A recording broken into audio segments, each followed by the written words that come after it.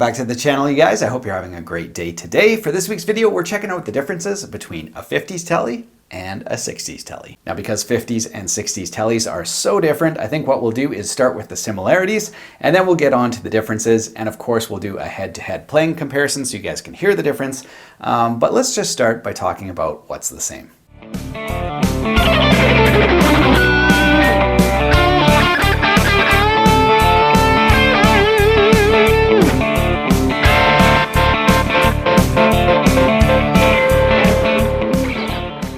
All right, let's talk about similarity number one. Now this is my 60s TELE, but the 50s is identical. They both feature split head tuning machines.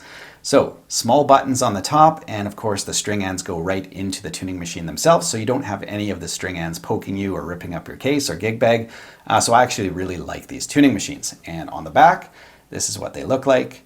Identical on both guitars. Similarity number two is that both the 50s and the 60s guitars have maple necks. Of course, the fingerboards are different, but the neck construction is the same. All right, I've grabbed the 50s TELE here. Similarity number three is both guitars need their necks removed before you can adjust the truss rod. So if you're not used to that, it is a pain in the butt, but true to the 50s and 60s. So I don't know if you can see here, just a plug at the end.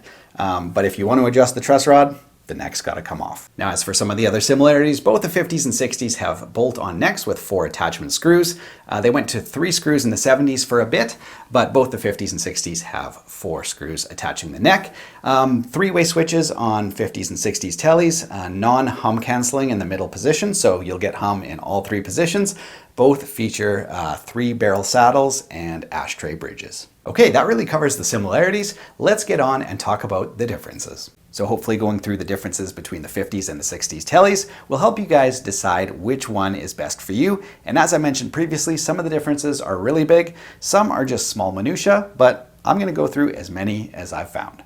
Now, starting up at the headstock, there's a few differences that are a dead giveaway. So 50s TELEs will have the circular style string tree, and the logo is between that string tree and the nut.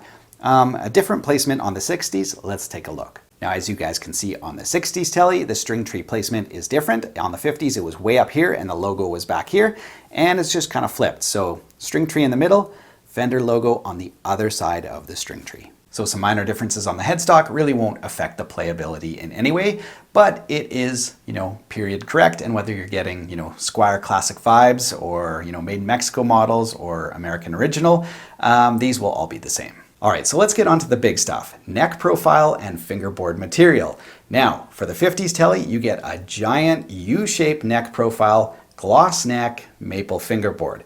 So if you've never played on a U-shaped neck, I would suggest definitely getting one in store before you buy one. I wouldn't buy one sight unseen just because it is such a unique playing experience, really beefy. So if you like a big Telecaster neck, a 52 could be for you. So as for the 60s TELE, you get a gloss C-shaped neck with a rosewood fingerboard. So the playing experience on these two TELEs is very, very different. The neck profile on the 60s TELE, which is sort of that C-shape, is what we would associate closer to, a modern TELE or Strat. So it really feels comfortable. And, the U-shape is only going to be for you if you like that big chunky neck. Now, in terms of the maple versus rosewood thing, it's pretty much moot. I've done a bunch of different comparisons. You can just search them up, maple versus rosewood. Using the exact same guitar, just swapping out the necks, using the same strings, everything. The differences are so minimal that, it's not worth worrying about. So if you like the feel of rosewood or you like the look of it with a specific finish, just go with that. Don't worry about the tonal differences. It's in no way, quote unquote, warmer than maple. In fact, many species of rosewood are actually denser than maple. So it's all visual. Go with what you like. All right, now major difference number 2 is body material. So it doesn't matter, again, if you're getting like a Squier Classic vibe or the American Original series, or I have a Mexican one and a Japanese one.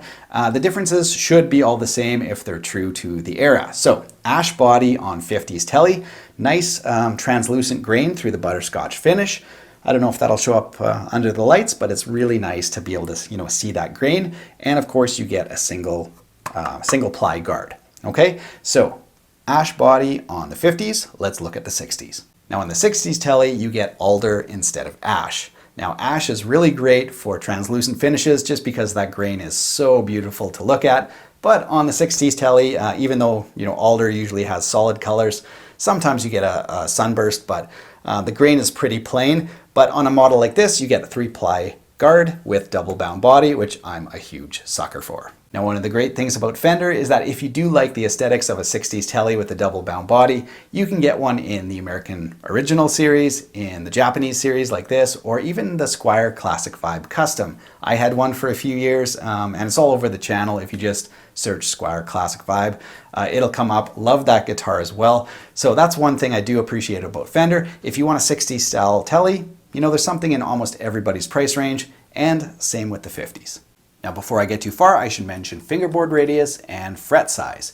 Now, on a true reissue, 50s or 60s Tele, you're going to get a 7 1/4 inch radius, which is quite round this way, and small frets. So that's what we're looking at here with my Japanese 60s Tele, 7 1/4 inch radius with smaller frets. Now, Fender really is, I don't know if they're going away from that, but on the reissues, they've had it this way for many, many years. And now with the American Original series, they've gone to sort of narrower, tall frets with 9 1/2 inch radius. So not really true vintage specs, but it is quite a bit more playable for most players. Now on my 50s Tele, it's a 9 1/2 inch radius with slightly bigger frets. And I do prefer that. And this is the direction that Fender's going. And Squier, I think on the Classic Vibe, has been like this all along. So slimmer necks on the Squier models with bigger frets and 9 1/2 inch radius just makes them kind of play a little bit easier, but still gives you that vintage vibe. And also on the American Original series, that's what Fender's doing. But check the specs before you buy, because lots of them for years and years and years came with 7 1/4 inch radius with small frets. So it will differ just depending on what you want, but both the 50s and the 60s can come in both configurations. Now, a couple other small cosmetic differences. On a 50s Tele, you get the barrel style switch, and on a 60s Tele, you get the top hat switch. Now, both the 50s and the 60s get ashtray bridges, but only the 50s Teles get the brass saddles, and of course, 3 barrels. Now, as you can see on the 60s Tele, we get threaded saddles. So a little bit different than brass. These are steel. Really great for, placing the string exactly where you want it and, not having it shift side to side. But I think I do like the sound of the brass saddles better. All right, so those are some of the main differences between these two guitars. Let's plug them in and do a quick audio riff comparison and see what they sound like. So as per usual, we're going to be plugging these two guitars into my Blue Angel amp, and overdrive tones are courtesy of the True North Tweed Drive.